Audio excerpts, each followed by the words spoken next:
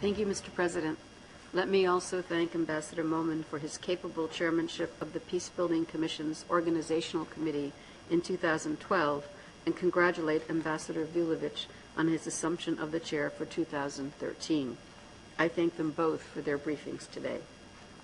The United States appreciates the contributions of the Peacebuilding Commission, Peacebuilding Fund, and Peacebuilding Support Office, and recognizes the PBC's value as a common platform for international actors working in support of sustainable peace and development.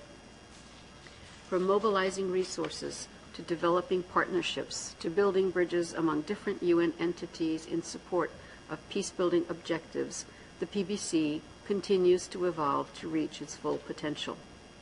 We share the Secretary General's view that strong national ownership of the peacebuilding process, a closer relationship between headquarters and UN actors in the field, and prioritization of resources are essential to the PBC's success.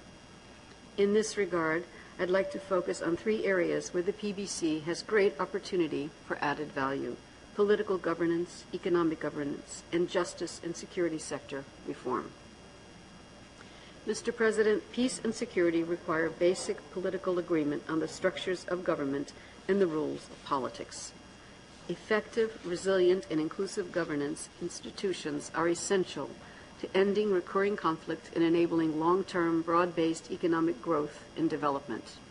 As President Obama said in 2009, good governance is the ingredient that can unlock Africa's enormous potential. Following successful national elections in Sierra Leone, for example, the PBC's role in developing coherent short and long-term peace-building objectives and identifying national capacity gaps, particularly related to governance, is increasingly important.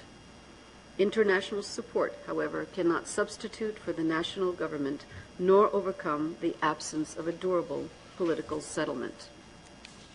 We note that PBC engagement in Guinea-Bissau is suspended following the April 2012 coup d'etat, and the Central African Republic has started down a similarly troubling path.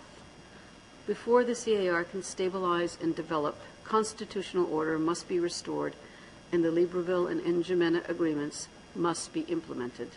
The Commission must be prepared to step in and facilitate international support for effective government institutions once conditions allow.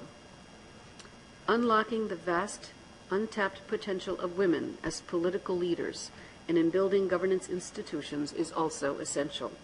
Every effort must be made to ensure that women are included and supported as the PBC helps national actors interface with the UN system, mobilize the appropriate resources, and generate momentum for further support and positive action.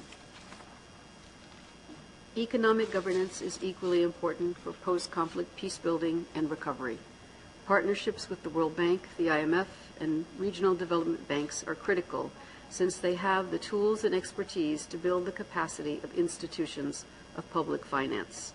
In Burundi, the PBC's engagement with international financial institutions led to the inclusion of peace-building priorities in its second-generation poverty reduction strategy.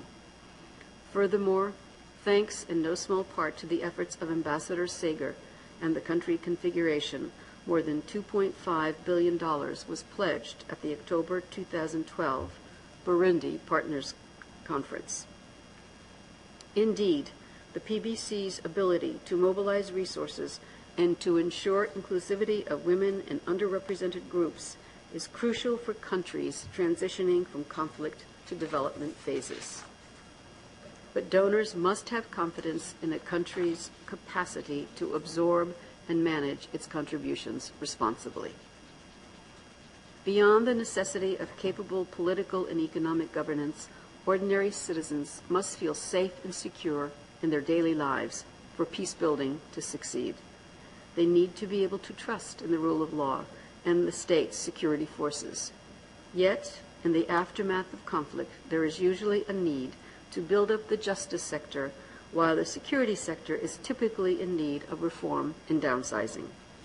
Women need to take part and be included in reforming the institutions of law and security so that the needs of the entire society are met. The PBC can and should help sustain political momentum for such efforts. In Liberia, the PBC not only facilitated the participation of key stakeholders to establish justice hubs to bring security and justice services to Liberians outside of the capital, but helped to enable a structured roadmap that kept the project on track and coordinated. We understand the first hub is already providing essential services, including counseling for victims of sexual and gender-based violence. Mr. President, too often our attention is focused acutely on ending the fighting and stopping the bloodshed. But when the guns fall silent, the wounds of war are far from healed and the causes of conflict far from resolved. For this reason, the PBC remains important and must continue to improve its effectiveness in catalyzing the political momentum and mobilizing the resources needed to assist countries transitioning from conflict to peace. Thank you.